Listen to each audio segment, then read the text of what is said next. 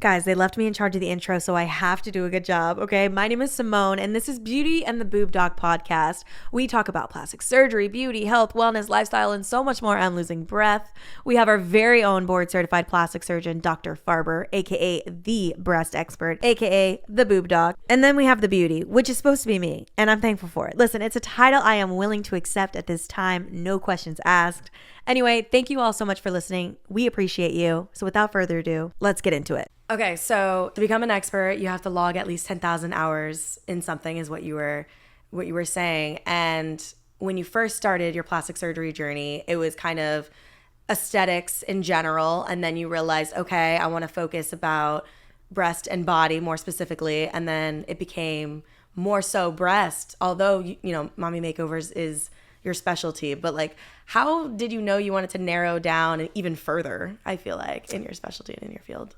You know, it's interesting. So you go from doing all this training and you are this, you know, the most plastic surgery that you'll probably ever know in your entire career. So when you finish your plastic surgery training, you know craniofacial, you've done cleft lip and palate, you've done burn surgery, you've done cosmetic surgery, you've done breast reconstruction, you've done gunshot wounds, you've done everything. And that's the kind of cool thing like we've talked about with plastic surgery, that it covers head to toe. And so you graduate, you become a plastic surgeon. I actually did a cosmetic surgery fellowship in NYU to further, you know, hone my aesthetic surgery skills. So then you finish and you come back home and you start your practice and you say to yourself, okay, you turn the lights on, day one, the phones are live. You're like, okay, let's be a plastic surgeon. And the phones don't ring. And you're like, I don't understand. Where are all the people? Why aren't they coming? If they're not going to come and see me, who are they going to come and see? I'm the best there is. And I think it's a little naive to think that. But as you become more established, and, you know, I did all the things a young surgeon did at that time. Now with social media, it's a little different. But at the time, a young surgeon should hit the ERs and make the rounds to other doctors. And so I took call at 4 different hospitals. I was traveling all around town, taking care of all trauma and all this kind of stuff.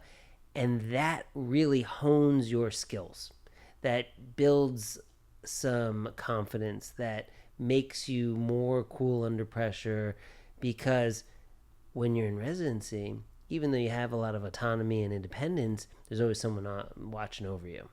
But in practice, there ain't anyone there. And so it's a very humbling experience at 3 a.m. when you have a gunshot wound to the face or a motorcycle accident and you have to do, you know, free flap, take muscle from one part of the body to the other, and you're the boss. You're the person, there's no one checking, and you have to do it. And that really is an important skill to have that I think a lot of young surgeons now, they come out of training, and because of social media and because of the ability to just get your name out quick, I think they lose some of that coming of age. Yeah, I was about to say, what you're describing there is the process of it all. Like, even you, for example, you did all the training, you did all the school, and then you came, you had your office, and you're like, okay, why aren't the phones ringing?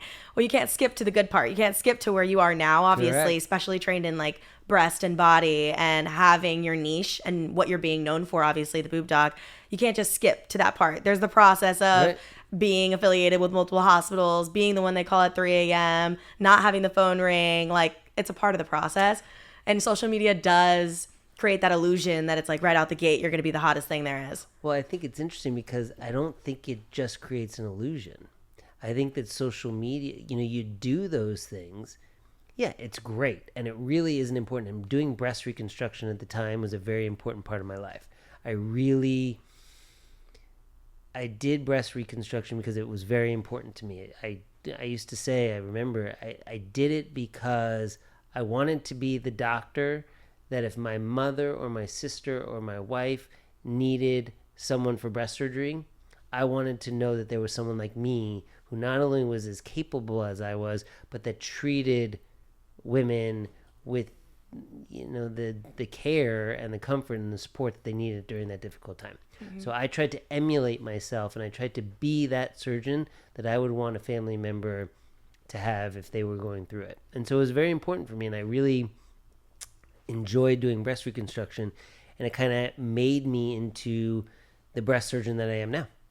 And similar to all of the cosmetic, or a lot of the cosmetic treatments that we do in terms of the internal bra, for example, that I use, was originally designed for breast reconstruction patients in breast cancer. So, it was cadaver skin at the time, and it was, a product that was used to support the lower pole of the breast.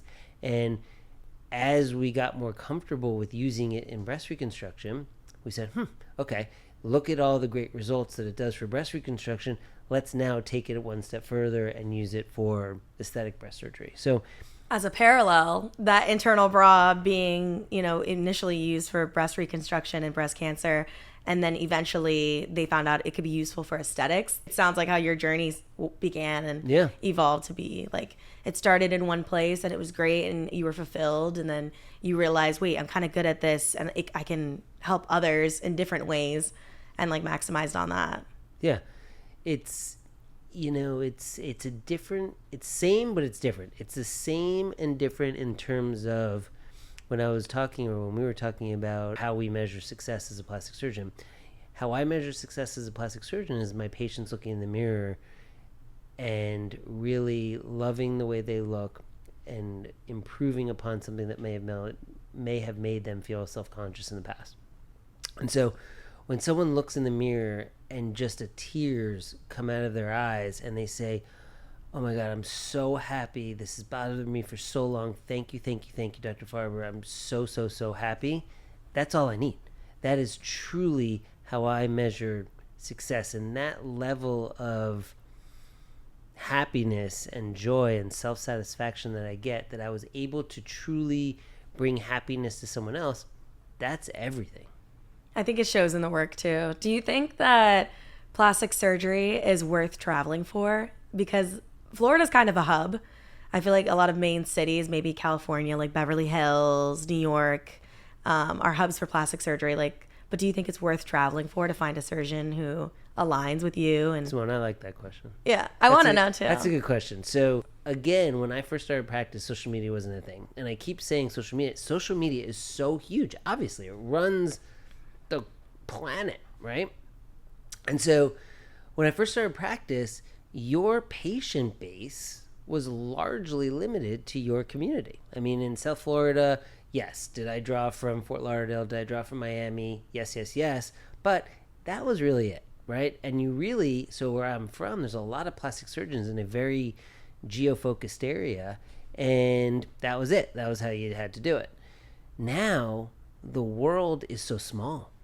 The entire world, you have patients from all over, from all 7 continents, from everywhere. And number one, they can find me. And then number two, they can communicate with me very easily. And so by the time patients from, Europe call me or come and see me, they've been following me for years. I had a patient today that said they've been following me for 3 years, and finally I'm so happy I'm here. So they've been following me and know me for an extended period of time, so they feel comfortable with me. They know my work. The patient today said, I've been following you for so long, and what's so great is that the results, not only are they great, but they are repeated and they are consistent. And so the fact that I've been following you for so long, I know that it's a consistent kind of thing. Yeah. In general, when you're trying to build a social media platform, consistency is everything. And if usually for like influencers or content creators who are doing like day in my life or get ready with me, it's over time. Like if you are consistent, it's between, January 1st and December 31st that you're making content. So it's kind of like real time. And so for you, there is no stockpile surgeries and then like disperse them throughout the year. Like this is work you're doing every day that you're posting every day. That's real. That's really happening. So Simone, that's so good, because I'm going to get back to the point of what we were talking about before, but first I'm going to talk about what you just said. I tried stockpiling stuff, and I just do stuff every day that's so fun and cool that I want to share, and I can't. It's like I'm drinking out of a fire hose. If I try and stockpile what I do on a daily basis, it's just too much. So I literally I'm just going to post it all. I'm not going to save it. I'm not going to wait for it. I'm just going to, as it happens, I post. And, as plastic surgeons in our meetings, we emphasize seeing, your last 10 cases. Anyone can show their best 10 cases. That doesn't count. Mm-hmm. That does not count. If you want to really show someone's work, someone's skill, someone's talent, what they do, you don't look at their best 10 cases. You look at their last 10 cases. And with me and with social media, exactly what you said, I'm posting every day. And it's every single day. And so you can see the last 10 cases, the last 10 cases, the last 10 cases, and then you look at the whole body of work. So that's really important. So to get back to what you were saying about traveling for surgery, so the world is small. And so people shouldn't stick in their geocentric area. They should find the best surgeon or the one that jibes with their aesthetic. So I don't think you can say who's the best surgeon. Mm-hmm. I mean, yeah, you have the same 10 women, men that consistently come up in the conversations as being the best. But I think some people focus on one thing. Some people focus on another. I focus on a very pretty and proportionate aesthetic. So my breast work, people come to see me because they don't want too big. They don't want too small. They really want to be, quote unquote, perfect. And so they want to wear designer clothing. They want to be able to run around with their kids. They want to be able to do sports and work out and be at the gym. They want to be able to emphasize their breasts or their bodies if they want to and show them off, and they also want to be able to put them away.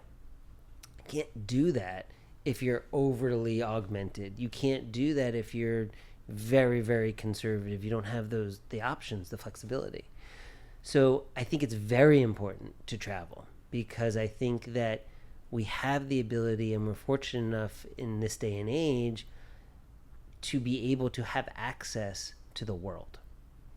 Yeah, I think when you were saying that you became more specialized as your career progressed, what you just said about not being able to please everyone in a sense of like, you're not going to be the right plastic surgeon for someone who wants an extremely augmented result. You're more for the person who wants pretty and proportionate. Obviously, you have the capabilities to do it all, but you narrow down even in that sense. Like you just keep getting more like, super this is me. Yeah, which I think, just being like 20 and figuring life out and figuring out who I am and my group of people, we're always just trying to like care what other people think and try to fit into every box and be liked by everyone. But that's not always going to be beneficial because we won't be able to find our people that way. We won't live a happy life like with our people. Yeah, our people, if we're not ourselves. And like to find ourselves, you can't please everybody. You have to narrow down on who you are. And I feel like with people finding plastic surgeons, like social media helps because they have a specific aesthetic they want to achieve and then they go find it because you present it and that's just who you are. So that's really awesome. I think that it's funny because I hear from a lot of patients who maybe they're coming to see me for revision surgeries. So when I was younger, when I was a kid, I don't know what was going on. They don't even remember their surgeon's name. And I always yell at the patients. I'm like, if you don't remember my name, I'm going to be very upset.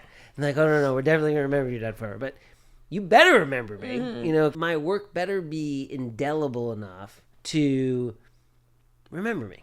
So start to finish, that is the backstory to how you came about. And I don't know, I think you took us through all the steps, which maybe we didn't all know before, which was good. And obviously seeing how you came from the idea of becoming a surgeon to going to school, passing the test, moving to different states, coming back to Florida, having your practice, and then now narrowing down to breast, body, and obviously a breast expert that you are, the Boob Doc. So thank you for sharing that story. Thanks for listening. It's important for people to know. I agree. It's exciting. Well, thank you. Wait, before you go, if you enjoyed this episode, please share it with your peeps and follow us on social media at Beauty and the Boob Doc and at Farber Plastic Surgery. Okay, you're free to go now. Thanks again. Bye for now.